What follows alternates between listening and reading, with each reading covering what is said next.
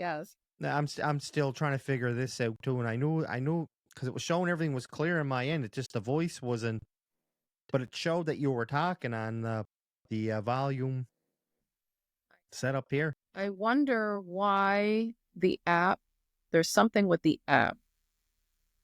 Um, but And I know this won't work on certain browsers too. So, but oh, yeah, no, like Firefox, I don't think it'll work. So you have to actually download the app and do it from your computer. And huh. yeah, that could have been it too, and I'm just realizing that now. Oh, maybe. Make Yeah, but it's good to finally get you back here again.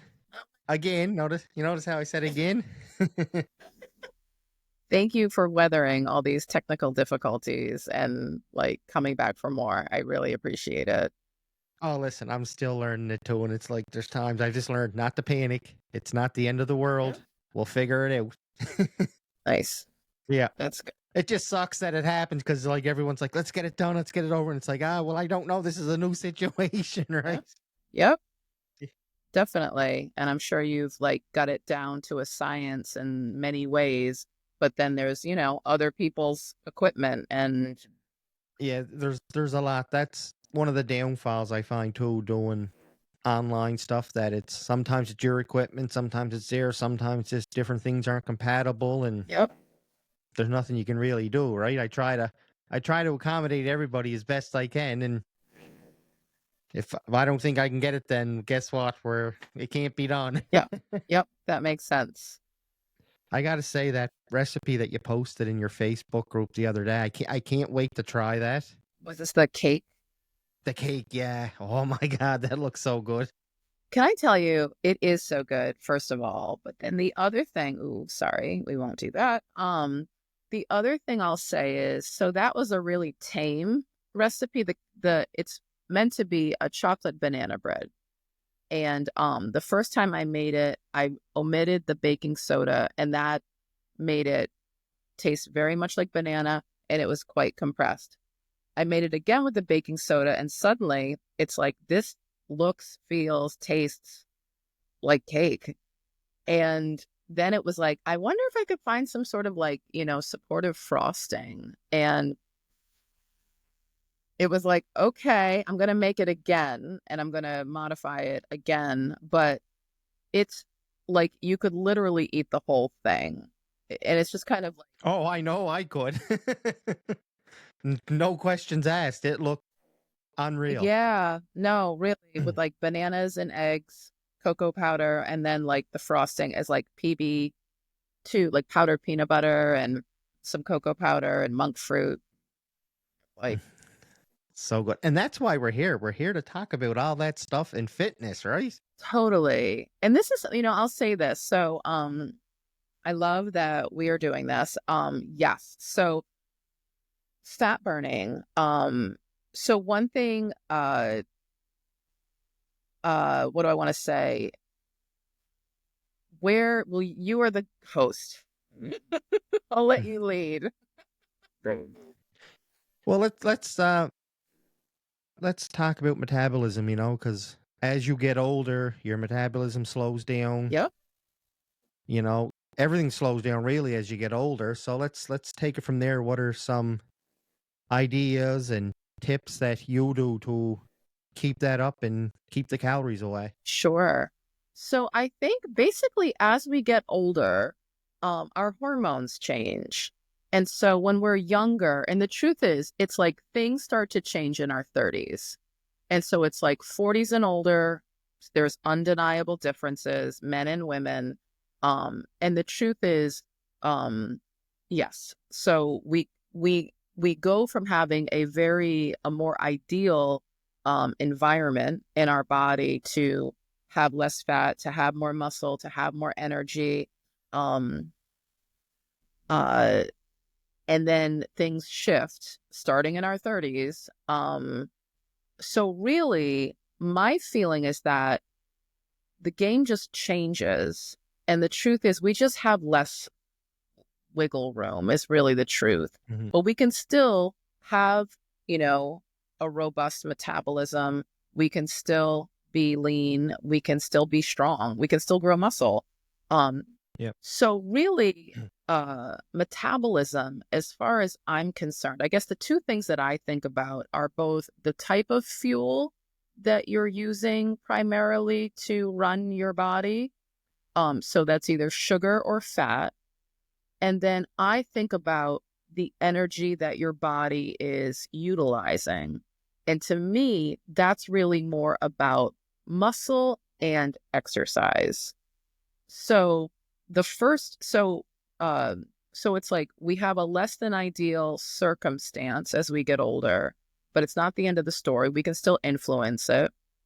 And then, in my opinion, burning fat. So when we're made to burn both, and we're made to burn both depending on the situation. So if we could, as a species, if we couldn't store fat, benefiting from our feasts, our surplus, the hunt, the harvest, if we couldn't store that extra fuel and access it later as a species, we would have died. So we've evolved to do that, and to live, to not perish when times are lean. So for most of us, we have constant access to food, and a lot of our food is made up primarily of carbohydrates. So Mm-hmm. because the body is efficient, which really means lazy, if we have carbohydrates and if we have food often, it's like, why do we need to burn what we've stored? And why do we need to, once again, use fat instead of like the food that we're ingesting? So if we train our bodies, this is what I help people do, get them metabolically wired to access their own fat. We're meant to use sugar in times of stress, fight or flight, quick energy. Mm-hmm. I have to defend myself. I have to run away from a situation. We're all meant to have that ability. And then as soon as that threat is gone, that stress is gone, we're meant to just switch right back to using fat, accessing it slowly, having this kind of constant drip, really, of access to energy.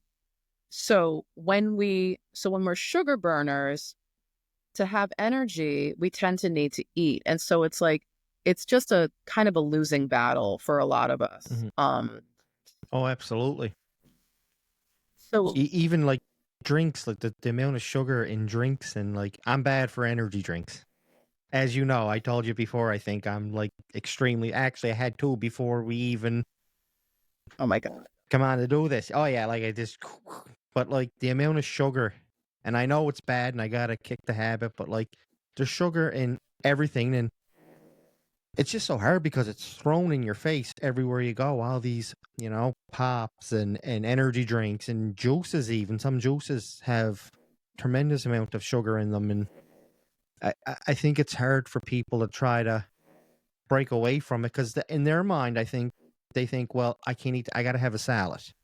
Uh, Well, no, but you can eat stuff that's still good. It's just less sugar, less carbohydrates, whatever, right? yes. The thing that I think is really tough for people is that, like, so if you're wired to burn sugar, your body still wants sugar. So it's unreasonable to expect your body to just shift right over to burning fat when you haven't groomed it to do so. So that's what I do. That's how I help people. But so what ends up happening is a lot of people think like, this is better, right? This salad with chicken, this is a better choice for me. And it's like, well, ultimately it is.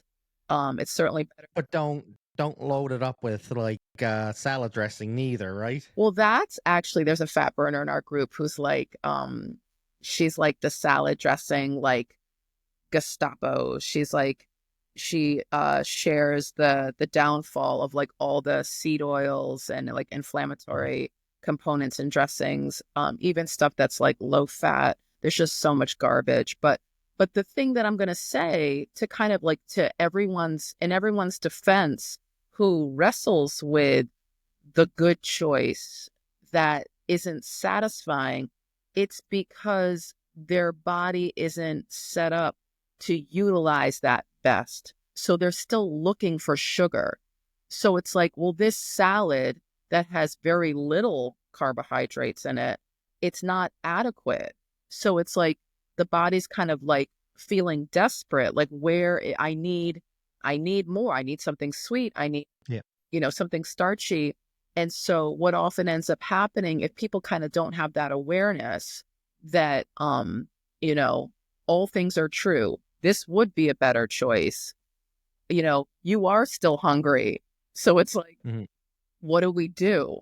And what most people do is they say, screw this, or you kind of buckle afterwards and still eat stuff that isn't necessarily ideal. Or people go hungry and they think that's what they have to do. What's your thoughts on, like, we'll use salad for example, like lettuce and that. Like, how healthy do you think it actually is by the time? Because we all know that they spray our foods with chemicals. Like, I wonder how much nutritional value is actually in it after they spray it. And Well, I think there's not much nutritional value in vegetables, period. period. And so that's really like, I don't know when there was a major changeover, but over decades, the nutrient value in our food has greatly been reduced. And it's because there aren't as many nutrients in the soil.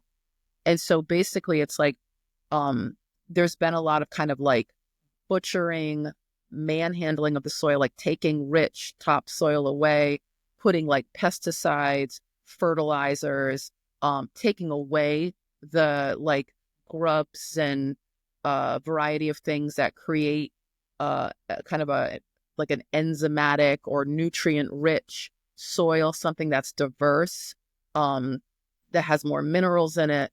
And so basically it's like our food. This is why I'm such a proponent of taking high quality nutritional supplements. So even a vitamin and multivitamin, because basically our food has such little nutritional value because of how it's grown. So it's like, and this is like a whole big argument here. This is why, not a doctor and not a scientist, just an observer of Disclaimer. people die of degenerative diseases. And the thing that would protect us from those really is lowering inflammation in our bodies with food, meaning like not having as much carbohydrates, but also having vitamins and minerals that rebuild our cells, that have antioxidants that protect our cells. And so basically, it's like, so to your point, when we're eating vegetables that not only have little to no nutrient value, and then they're additionally burdened by, pesticides, by, what do I want to say? Foods that are kind of like made from science, chemicals manufactured, high in hormones, um, antibiotics. Like when we have all of that exposure, we have this additional burden on our body. So it's like not only do we not have kind of the baseline protection that we need from our food, but we also have these additional stressors from our modern day, like farming, and food creation. And so it's like, in my opinion, do not try to get do not try to get micronutrition from your food. So the vitamins and minerals, antioxidants. This is how I think of food. I think of the macronutrients, so the carbohydrates, the protein, the fiber, and the fat. And then I aim to get my micronutrients from my vitamins. And so that way, when people, like, I used to have a client, this is a million years ago, this like virtuous, young, like, Ivy League student. This is when I had a massage practice many years ago. And she's like, I'm trying to get all my vitamin C. So I'm eating this many oranges. And it's just like, this is impossible. And if you actually try to do that, you will gain weight. Like if you actually try to get all the nutrition you need by eating the food that is supposed to be, that it's supposed to contain, you will gain weight. because it's not. Especially eating that amount of oranges too, like the acid from it and everything. Picture what it's doing to your stomach. Totally. And then, your statement about carbohydrates and sugar, it's like, if you want fruit juice, stuff like that, that's a very quick way to get sugar.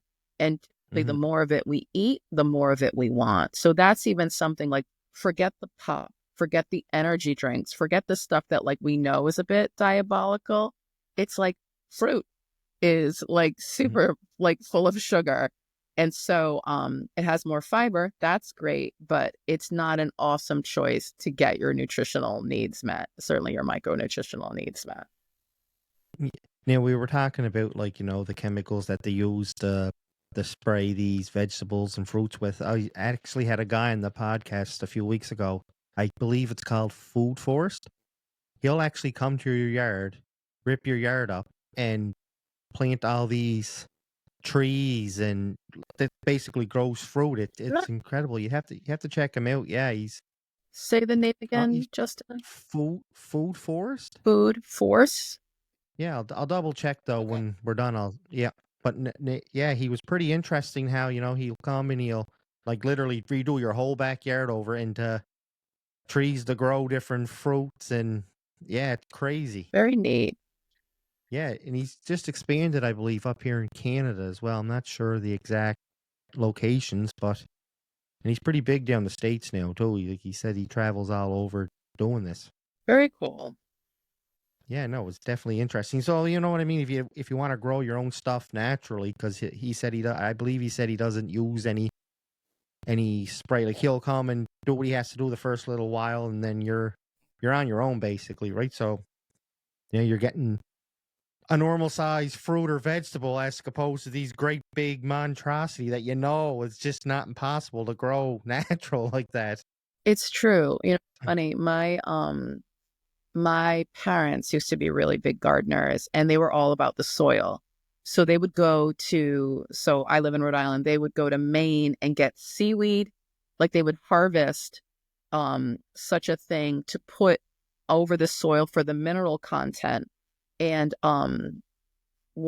so what's cool, I don't know if it's true in every region in the world, but so in New England, it snows, it goes below freezing, but there are still crops that you can grow through the winter if they have a little bit of protection. And so they would grow winter carrots. And so winter carrots were really small, but they were sweeter. So their sugars were more concentrated. And they also, so that was in the winter and that was like dramatic. But speaking to your like, genetically modified, like mega things, they grew peppers. And so red peppers I always enjoyed, but green peppers I thought were just not a pleasant taste. And that the skin was always kind of like um almost like a little like plasticky. Yeah, I know what you're talking about. So they grew peppers that were kind of small and they would give me food periodically. And so I took some and they were so delicious. And it was like, Hmm. wow, like this is so much more like tender and sweeter even. Like it was a radically different piece of produce. And I think the same with like meat and everything. What you get in a grocery store as if you grow it yourself, the different size and you know what I mean. Like a roast, you buy a roast, it's like this big in a grocery store, but then you grow it's kind of like it's a normal size roast, and even turkeys with the antibiotics, like when it says they're not raised with any antibiotics, you can taste the Yeah. difference in the food. Yeah. So it kind of goes back to the chemicals that they're putting in it and the hormones that they're putting in it. That's obviously got to have something to do with retaining body weight and slowing your metabolism down. Obviously, like it's insane. Well, I'll say this. So, a couple things. There's a few, and again, this is like through my retention, my own study and my retention. And I think maybe in our, our first trial run of doing this, I talked about a book called Nature Wants Us to Be Fat. It's a terrible Hmm. title, but it's very reflective of what it talks about. And so One thing that's really cool, I love, so my areas of study, like, have always focused on the body. So massage, like personal training with kettlebells, cellular nutrition, and then fat burning. And so for me, I want to have my cake and eat it too. I don't want limits. I don't want, to think like because I'm 47, suddenly, I can't, whatever. And so it's like, well, how do things work so that we can um, influence them, that we can understand how they work, and then we can, make choices that help us to get what we want. Anyway, I bring this up because so nature wants us to be fat. So there are basically what is it? It's an awesome book because it talks about the logic around weight gain and the end result of diabetes. And basically, it talks about the fact that a diabetic state is actually very useful for hibernation. And so essentially, because we are kind of like primitive in ways, like there's this primal underwiring for survival, for weathering the elements. And so, you know, how our seasons work, basically like at the end of the fall is typically when there's a lot of fruit being produced. And so what bears will do is they'll gorge themselves on things that are sweet. And all that sugar, what it starts to do is not only does the calories and the carbohydrates, and I'm going to remember this, and I'm going to come back to things that cause a negative impact for everybody. But basically, so they gorge on fruit, things that are sweet. So calories and carbohydrates, that's really useful for weight gain.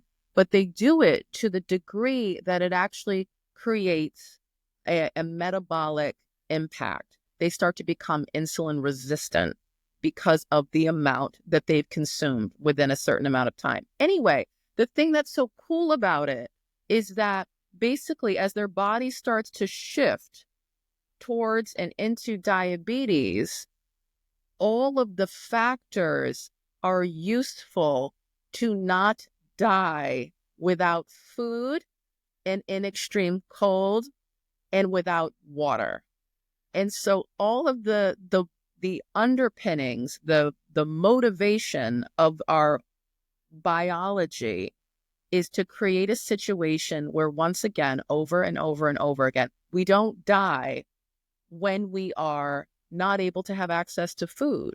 And so the thing that's so cool about that, so this is what motivated me to talk about this. The way out is fasting, which is what hibernating enables, right? A bear is just sleeping for Mhm. a month, 2 months, however that works. So the thing that I want to say is, I guess the two things are there are some elements in our foods that are just so destructive. Corn syrup is one of them. It's like corn syrup will mess with everyone, anyone. It doesn't matter. It doesn't matter where you start. It doesn't matter what you do. It will make an impact. And certainly the more of it you drink, that's typically like corn syrup keeps things liquid. Um, the more of an impact you'll have. But the thing that I also want to say is, so one thing I do with the people that I work with is we get their body, we groom them into a place where they are able to use their own fat for fuel. Less hunger, no cravings, plenty of energy. We're all meant to do this. But so with that, we're able to do a process called intermittent fasting. So it's like basically we're not eating for most of the day or more of the day, and we're eating within a smaller window. But And that's becoming more and more popular. Like you see it a lot on social media, fasting, fasting. And we'll talk more about it when you're done. I just wanted to point that out that it's a key thing now. It's a staple I find in a lot of fitness, weight loss. it really is. And so maybe, so I'll say this last thing and then let's go there. Mhm. So basically, the thing that's so exciting about fasting, intermittent fasting, doing it to a greater or a lesser degree, is that it fixes things. It's reparative. So, like this bear analogy, which I think is easier for people to kind of lock onto, that the nature of what it has to endure, it deliberately creates a diabetic state in its body, gains weight, high blood sugar, what do I want to say? Less energy. It's not as physically able, but it can still, basically the brain gets protected so we can kind of deal with whatever we need to. We Yeah. pour water in our fat. So basically it's like we can't live without water, but we can Hmm. hibernate because we can work off of our fat for energy and the water in it while we're sleeping. Um, and then the final thing I want to say is basically sleeping for months, however that works for hibernation, essentially undoes all the damage. And so fasting. So there are people like there's a doctor, a nephrologist, so a kidney specialist, Dr. Jason Fung, who has a diabetes clinic. And essentially their main tactic for helping people to reverse this disease is fasting. And so, at any rate, so to your statement, intermittent fasting is super popular. A lot of, fitness people or fitness focused people are doing it.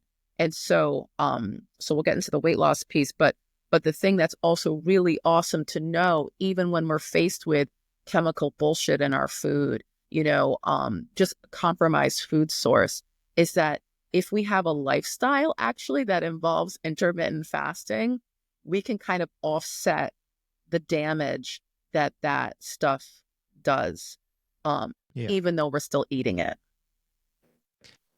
Yeah, and that's the thing too. Like everyone posts on social media, and there's a lot of misleading information on there too. But it's just I'm doing intermittent fasting, and it's well, why don't you explain what it is? Yes, okay, you're doing it, but like, why aren't you explaining what it is? Who's to say you're not really doing it right? You know what I mean? It's if you're going to say I'm going to do this, well, explain to us how are you doing it. Mm, So you know what I mean? There's a lot of influencers out there that put great information out, but then there's a lot that just follow me on my journey. I'm fasting, whatever, and then that's it. There's no just follow. Well, this person did it, so I got to do it. So they show one day of doing whatever they do, and they think that's every day. The viewer thinks that's every day, and it's not the case, right? Things change in between those day to day routines. that's actually, yes. So I think to your point, like people don't talk about the process to get into it. Um, like I said, this is what I do with people because everyone is different, but we can all get there. Yep. And I think for something it is misleading for a lot of people to kind of, be exposed to an influencer, someone they follow. And it's like, oh, okay, this is what I should do to look like you. Like, this is what I Hmm. should do to have what you have. But the whole thing is that, to your point, what they're doing. So, like, we're all starting from different places. Um, B, there's often like a middle step before we can do the thing that someone is doing. Yeah. And then C, to your point, um, one day is not every day, and you are not me. And Exactly. so it's like I know I wrote about this recently. Like I think those posts, what I eat in a day, I think they are such garbage. Like because it's kind of like it's one thing if you want to look for recipes. Oh, we eat similarly. We both like lower carbohydrates. Oh, this CrossFit chick, like I too prioritize carbohydrates. Like, no. Or yes. And so it's like, oh, well, what is she eating? What are they doing? Like that recipe looks good, like this cake thing that I've talked Hmm. about. Um, but I think the biggest reason eat to base what you're eating on is your activity. And so if this person is like infinitely more active than you, like it would make sense that they might require more carbohydrates or more food. Um, Yeah. and then I'll just say also age, age and gender matter. Um, you know, Absolutely. maybe it makes No, I get it, absolutely, and like I said, it kinda just drives me crazy when they do that, it's at least put a disclaimer there, "Don't try this, blah, blah, blah. I've been doing this for X amount of years, but just come along with me on my journey." Don't you know what I mean? Don't have someone buy into, "Okay, well, I gotta do what they do, so I'm only gonna" for example, "I'm only gonna have maybe 2 salads a day," or you know what I mean? And try to yeah, no, that's not what they're doing, trust and that's not for you to begin with. You gotta find out what works for your body first, and that's kinda like the word diet. I tell people, "Stay away, don't do a diet, because eventually you have to come off that diet, and it stops working. So why don't you, instead of wasting all this money on all this food, for you to probably only gain it back again because that's all you know now is following this diet book. You don't know anything else. Why don't you research on do a lifestyle change Mm. instead of waking up in the morning and having whatever? Well, this I'm going to have this today. Okay, well, you know what? I can have that tomorrow, and instead of having the same thing every day in a diet book, and then you lose the weight, you feel great, and then you come off of it. And I find as quick as some people come off of it, they put it back on and plus more. Well, this is something, I think you're right. Uh, I think that happens because people, so this is another talk that I give that I love, call it use it to lose it. And basically, so the weight loss equation is calories in versus calories out. So, essentially, I'll try and make this very quick. So, our bodies need a certain amount of food to sustain this weight, right? So, if we eat less and we potentially move more, we assume that we're going to be below what this body actually needs. And that difference will come from our fat. That's what most of us assume. But the big thing is when we eat often, when we eat more carbohydrates, we have more insulin in our system. So every time we eat, our body, blood sugar goes up, our body releases insulin. The more carbohydrates we eat, the more our body releases insulin at one shot. Insulin stores fat. A lot of us are aware of that, but it also blocks access to our fat from being used for fuel. So every time we eat, the body switches, whoop, we're using food now, we're not using fat. And insulin is kind of that switch. So if we eat often and if we eat more carbohydrates, we have more insulin and more insulin in our system more of the time, making it harder for us to use our fat for fuel.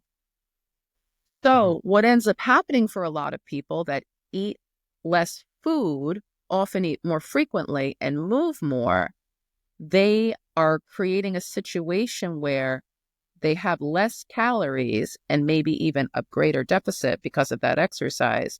But because insulin is present, they can't use the fat that they're really wishing to lose. So what ends up happening for a lot of people is the body just adjusts, which is what it will do to keep you alive. So because it can't get that energy that it actually needs, that you want it to use as fat, it'll slow our metabolism and it'll potentially break muscle down for fuel. So what ends up happening for a lot of people, and then they're hungry because yep, I need energy, but my body's not accessing fat. So what happens for a lot of people is dieting feels like this totally punitive process where they're hungry, where their metabolism slows down because their body can't get the energy it needs, and their muscle mass reduces because the body needs to like mine for glucose. Um, mhm, so then when they potentially step away from that guide, that book, then they go back to eat like, like it's like they can breathe again. Let me like, oh my God, I'm eating all this, donuts, whatever, that's delicious. But they actually have now a slower metabolism and less muscle mass to support. So it's often quicker to jack our weight back up. mhm. And and another thing I find too, like people are on diets, they start the diet on a Monday. Tuesday, it's like, oh my God, I can't wait for the weekend to have a cheat day. No, no, that's way too soon. And if you're only day two into this and you're looking forward to the weekend to have a cheat day, it ain't going to last very long for I you. love it. This is like Justin's the diet according to Justin. Well, I try to be honest and upfront with people. Like it's only been a couple hours and you're already looking for the weekend. Why even be on a diet? Because you're probably not going to make it to the weekend. And if you do make it to the weekend, when Monday rolls around, you're not going to have your food prepped for the week because you're just going to go to a fast food restaurant and eat whatever now because it's like, well, I don't have the time. Stop making excuses. No cheat week. You're going to follow it from Monday to Sunday for at least 2 weeks to get all that junk out of your body. Yeah, your body might go through like a stage of withdrawal from like no sugar or whatever, but that's only temporarily. That's not forever. That's only temporarily. It's true. You are hardcore. I could not do what you're suggesting, and the people that I work with could not do what you're suggesting. So No, I'm just saying it goes to how bad do you want to achieve your goal? Like how bad do you really want it? I If you're someone that went to the doctors, for example, it's like, okay, you're borderline diabetic, you're this, that, your pressure's high, and it's okay, well, I'll start a diet Monday, but I can't wait for my weekend to have my cheat day. You know? to me, I guess, in my opinion, so I'm with you. It's like if you really want what you want, you will do what you need to do. Like for all of us.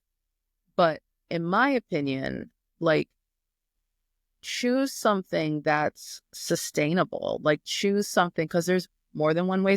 More way. More than one way to skin a cat. There is. No, absolutely. But I'm just saying for the general person that's just at a bookstore and picked up a diet book that doesn't know that. Well, and it's not their fault. They're not educated. You know what I mean? They're not educated. They're trying to learn it, but there's just so much BS out there on the internet and even in books, just people trying to make quick buck, right? For the general person, they'll follow that routine of Monday to Friday in this book, and they'll have a cheat weekend, and it's no, I don't think anyway. There is other ways around it, right? Well, I so we do carb feasts, which is a meal. And so it's not a whole day, it's not a weekend. Sometimes that shit happens, but Yep. that's not the goal. But the truth is, so I guess a couple things, and I'll say this. So so we do carb feasts, carb cycling, because typically, so when we reduce calories and carbohydrates, that's generally what people do in order to lose weight. There's a hormone that's called leptin that also lowers. So that's really consequential for weight loss, and also feeling satisfied with the food that you're eating. Um, so when we reduce calories and reduce carbohydrates, everything is cool until that hormone starts to shift. And then the body's thinking, hey, wait a minute, like we don't have enough for this frame. So we're not just going to kind of willy nilly like let fat go. So this is often when people kind of start to slow their weight loss, or stall it. So a carb feast is something that can actually reset that hormone by having more calories and more carbohydrates. And then basically you can continue forward. So the thing that I'll just say is it's strategic. It's not haphazard. It's quite intentional. What we do, it happens at a certain time and then it happens with regularity. But to your point, so I'll say women need it more than men. Men can go for longer. Men, this is just maybe stuff that's interesting. Men can handle physical stress so much better than women. Like women, because we're made to support life, it's like our kind of wiring is so much more delicate and easily influenced. So with carbohydrates, I believe, like there are some people that, eat a carnivore diet. I don't know how that works. I don't get that. Yeah. But men can go for longer without carbohydrates than women, even if they're, aiming to eat them deliberately. But I still think that we need them with some regularity. But I think you just need to be educated. And that's a big thing. Like, and there's so much too of I don't know if it's manipulation or just trying to trick you. Like these people in the fitness industries. It's like, I just do this diet. Okay, that's great, but you forgot to mention you're taking this, and that. That's not sold on the market. You actually have to buy it on the streets. So don't leave that out. Don't. Oh. There's a YouTuber, and they say he's controversial, but I don't think he is, and he calls everyone out on their BS. And I think it's the greatest thing. You probably have an idea who I'm talking about, but I think it's the greatest thing ever because some hate him, some like him. The ones that hate him is probably because he's the one that's calling you out on your BS. Mm. You know, like he'll do this thing where it's called natty or fake. So natural or fake bodybuilder or whatever. And he'll call you out. Like he'll post your picture and I don't think you're natural and I think you're misleading people and we need more of them, I think, in the world. Yep. This is it's so funny. So because I am female and focus on women and I'm kind of not in the like bodybuilding sphere. So I don't know about like these conversations, talking about like steroids or testosterone or stuff. No, but he even calls like fitness influencers, like females out that are like, I only do this and I only do that, but Okay. they leave the here's how I do it. Yes, I eat this food, but I also take this, and that. You know what I mean? No, if you're gonna do it, just be honest about it. That's, it's so funny. So I'm in total agreement. And I think that it's really like everyone does not inspect. I have a little story. Everyone does not inspect the information that's being suggested to them. Um, Hmm. I had a crazy story, an experience one time. This is like a couple years ago, let's say. So I'm very active on social media, and so people that I know in my community follow me. And there was a man that goes to my gym that also followed me. And I said something.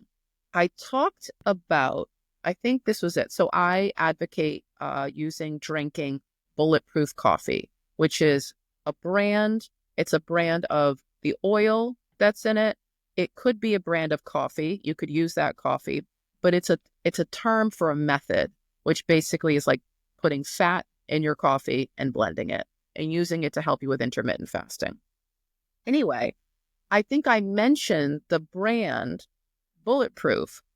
And so that little bit of information, this man went to the site and purchased something, not the coffee, not the oil, something, used it, had a negative response, and kind of like he didn't blame me, but he came back to me and said something like, "Oh, I got this thing, Michaela, and it really hurt my stomach." And I'm thinking, what are you even talking about?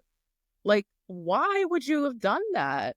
And so Yeah. I think there are all these kind of like um sexy, seductive terms or products. And I'm going to say this to sound really harsh, like people that just kind of have this blanket. He's like, I thought it was healthy. It's like, what does that mean? What were you trying to get?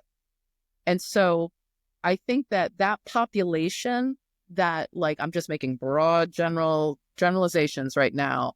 It's like the population that's not that informed and kind of have these like not a solid grasp on A, what they're trying to receive, or B, what a term actually means. I feel like are really kind of susceptible to being compromised, like in a variety of ways. Yeah, and you're right, and that's one of the things too, like when back in my gym days, Yep. I'd always look at the person, okay, if he's giving this information out and he wants this person to hire him, what has he done? What credentials has he have for him to say, take me on as a client? What has he done? Like, Mm. where's his story start? Where's it end kind of thing? Because yeah, okay, I'm just a guy that wrote a personal training certificate. I'm a personal trainer. I know everything because I read one book. There's a lot of that out there, and it's I always look at it as like, okay, what has he accomplished? Has he competed? Has he trained athletes that competed on a certain level, or is he just an everyday guy that got a Got a personal training certificate online that took maybe 10 minutes. Yep. It's, I'll say to that point, especially with the body, I think that like one of my backgrounds is around pain. And so like how to prevent injury, how to manage an existing situation, um, and then yep, how to have great form. Like so we talked about powerlifting, kettlebells, like they're my thing. Um, and for me, like being in gym situations and kind of thinking like, there's this like young buck who looks good, but has no experience with anything besides his own body. So Mhm, it's like, it's so um, kind of like fraught with peril. Like um, I really encourage people, like every person that I've ever trained or worked with, like physically, like I really aim to empower them to kind of like advocate for themselves when they're being led by somebody else. Because it's the craziest thing on the planet to have someone that just doesn't have that awareness, like that skillful awareness about like, you know, just even curiosity, like what could be mhm. going on with this person. Yeah, I think it's really worrisome, honestly. Oh, absolutely. Like I said, social media, it's scary. And it's not even just social media, it's in your own backyard. It could be at your own gym somewhere that you see this. It's like a runner coming to the gym. I need a coach to teach me how to run. Well, I'm a personal trainer. I can do it. Okay. So my first question would be, okay, what about before we even get started? I'd ask the breathing. Should I plant my feet when I run? How should I do this? How fast should my arms should be moving, or should they be moving at all? And then you get to kind of stare. Well, and now they're thinking. When they stop and they got to think, then no, I'm not. I no next. Yeah, it's funny, like, so yes to, education, certifications, but like yes to experience. And I think that, for anyone, it's like whatever the statement is, like that we all need like 10,000 hours to be like an expert in some. Mhm. And so it's like you can't bake that. Like you can't make that up from a book. Um, so anyway, to your point, I think that um it's like we see something that looks good, but again, it's like for you to do one thing for you is very different than for you to do one thing for another person. And I think it's Absolutely. hard to know. I agree with that. So you are a personal trainer, I right? am. I am. So let's switch gears and talk about that now. Okay. So my background is in kettlebells and really like that's how I know like fitness and form and strength. Um, and so that's something I learned. I guess it'll be 19 years this year. And so I learned about kettlebells like when they first came to this country. I think I trained at like the first kettlebell gym in the US. And I loved it. I had a gym friend that got me to this kettlebell studio, and then basically both of us just took to it, and we both were taught how to train people. And so I started doing that. Um, and then basically I um, I was ousted from my gym because I had independent thinking. And so it broke my heart. It was like honestly like one of my like biggest heartbreaks to be suddenly kettlebells are intense. And so Absolutely. But they're so beneficial and people don't realize that. You can use them things in any style of workout. you're so right about that. So here we go. So they're an amazing conditioning tool. I feel like they will make you better at anything. So it's like they'll make you more powerful, they'll make you faster, you can jump higher, your balance will be improved. Um, Even for rehab, like they're great for rehab, shoulder injuries, anything. Like you can still, and they're so convenient that you don't even need to go to the gym. You go to your big box store, buy yep, some, and right in your living room or your kitchen, wherever you need to go with them, right? they're awesome. They're like cardio with weights as well. Mm-hmm. Um, So, So when I power lifted, that's coming on the end of my career. That's what I actually started incorporating into my workouts was kettlebells and bamboo bars and Okay. different style of, tie them up with the bands and have that shaky activate your stabilizers a bit better. People don't realize how important they are because when they go to the gym, Yep. I got to go over to the dumbbells, I got to lift the weights and the machines and forget everything else. Skipping is just as important to you know what I mean, for cardio. It's better than a treadmill, I find. Mm-hmm. Kettlebells, I'll say also, kettlebells are great for women. And so, so I'll say this, women are like often easier to actually teach kettlebells because it's so hip centric. Everything is about the hip snap, and women's center of gravity is in our hips versus our shoulders like men. Women are more inclined or more it makes more sense for women to use leverage than to muscle something. And so Mm. men often, because they can muscle something, they will muscle something. But the thing I also love about kettlebells is that there's like an elegance to it. Like it's such a cerebral, or like such a strong connection with your mind in terms of being really like technically focused regarding form, as well as feeling what you're using. Um, but yeah, they're awesome. They're so convenient. They're so efficient. Economical, efficient with time, efficient with space. They'll make you better at any sport. And like Absolutely. it's like they're based off of Olympic lifts. And so it's like Mhm. these big movements of heavy weight using like multiple muscle groups. Um, there's such great training. Uh, so yeah, I think that, so to me, I actually wrote this ebook called Power and Pain. And really it's like um, how to be like strongest in any move and how to not get hurt. And so basically it's like if you're doing powerlifting, if you're doing or Olympic lifting and you're using kettlebells, it's like because of these big movements, it's like Yeah. you have to have like kind of perfect form or you get hurt. So anyway, that really just kind of walk people through like thinking about joints over joints, like what we're engaging using our like posterior chain most. Um, and really it's meant to be, I made it again for people to kind of use it forever. It's like how you're picking up the couch, how you're picking up your child, how you're positioning your back when you're reaching across your desk. Because the thing, so glad you asked. I think one of my main missions not only is to like take the punitive nature away from weight loss. That's definitely one.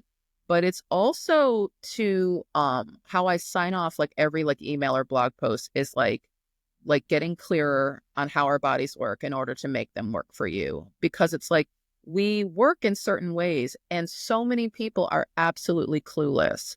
And that's not like no fault of their own. But like you said, Mhm. there's so much like, conflicting information, misinformation.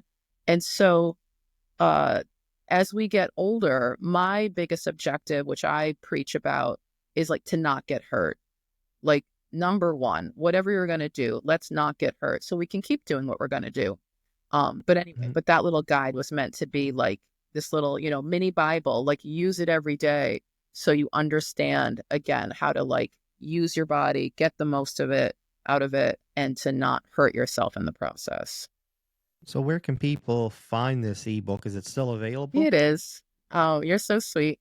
So my site is Unbound Fit Found.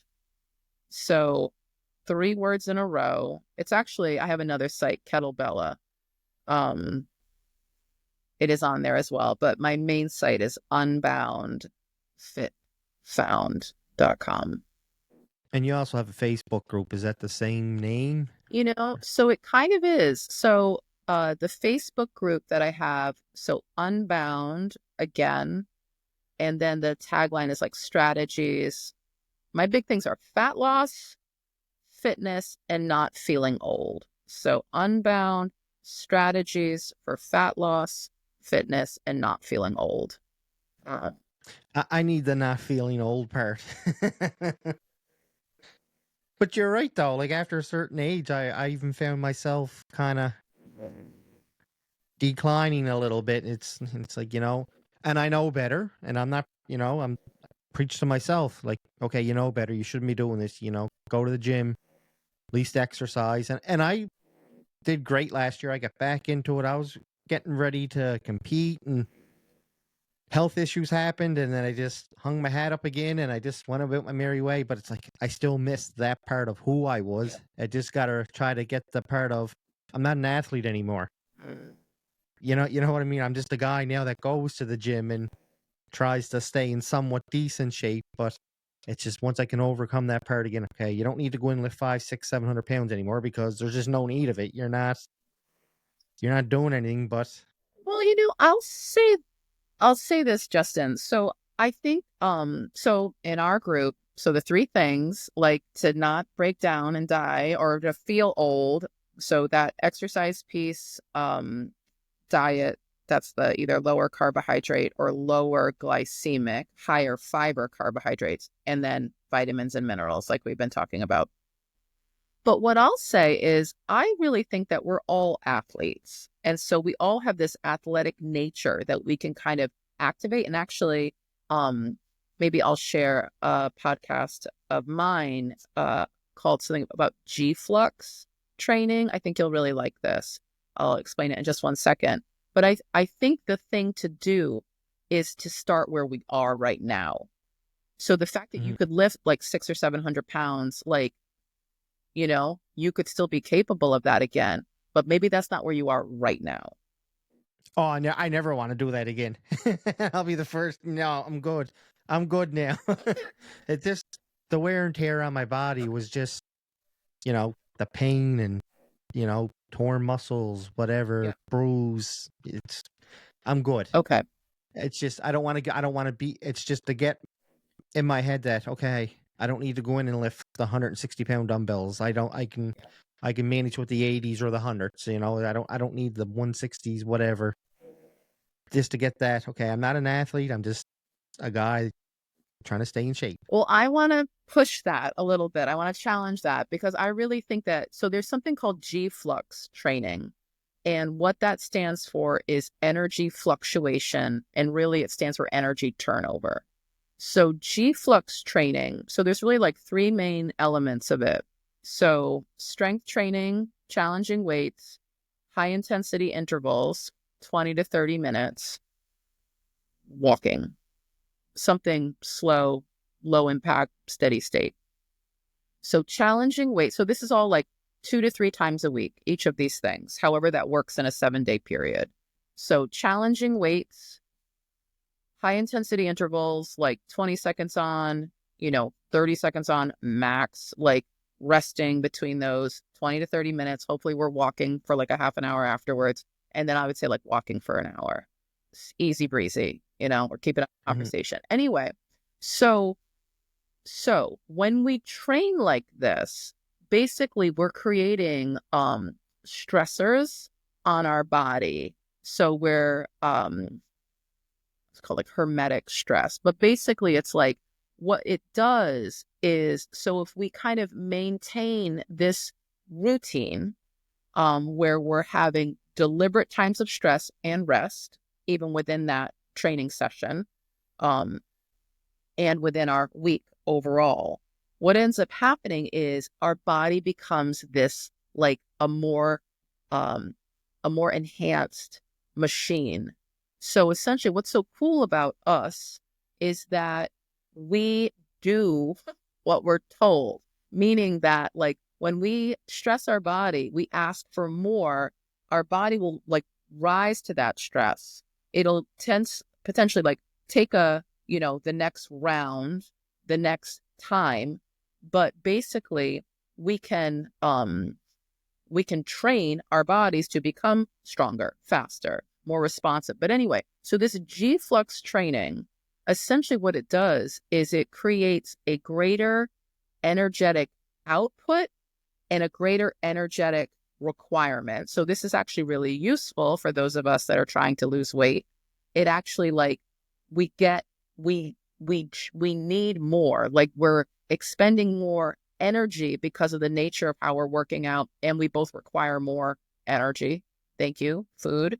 Mhm. Um, but what it does is it makes you have this like enhanced performance. So you become more conditioned quicker, you recover faster, you actually use the food that you eat better. So it's more likely to help with building muscle, uh, creating hormones, and not be stored as fat. It helps with micronutrient delivery. And so basically, it's like the vitamins and minerals that you take in, you will actually, they'll get where they need to go. Um, Let me think. But yeah, better like body composition. So more lean muscle mass, less body fat. But it's like you create this like this enhanced performing machine by how you are treating it. And the thing that I want to say, I love that you love kettlebells. To me, so I used to own a studio for a few years. And then I closed. I went back to school for business and I wanted to like shoot myself by like what I was trying to do. Anyway, it was a labor of love. And then it was like, I have no love to give. And so I like let go of it. But Yeah. I started teaching kettlebell classes several years later because of my mom, because she was like getting hurt doing ridiculous things like trimming the hedges. And so at any rate, she came to my kettlebell classes. She's now 80. She'll be 81 this year. Don't tell anybody. But No, secret safe. she was in her 70s. And basically, it was like, this woman is not robust, like not heavy, but like active, but not really strong. And she's swinging kettlebells around and doing cleans and presses. And so basically, it's like this tool, this exercise is intense and low impact. So, at any rate, I think that when we start to um, deliberately make a point to have these elements of this like G-Flux, which is this isn't such a novel concept for a lot of us that are familiar with exercise, to have strength training, to have some high intensity intervals, and to have something that's lower, slower, steady state. But when we do it, it's like we kind of get to have the best of all worlds in terms of like protecting muscle, losing fat, and then kind of like having this like higher octane, like better performing body, which is quite exciting. Absolutely. It's been awesome talking to you. You're like, end scene. Mhm. No, no, it's been great. I'm glad we got to connect again. Yes, me too, Justin. Hopefully we got everything this I time. think so. Thank you so much for wanting to do this, making Yes. No, and we'll definitely keep in touch. love it. Love it. That sounds wonderful.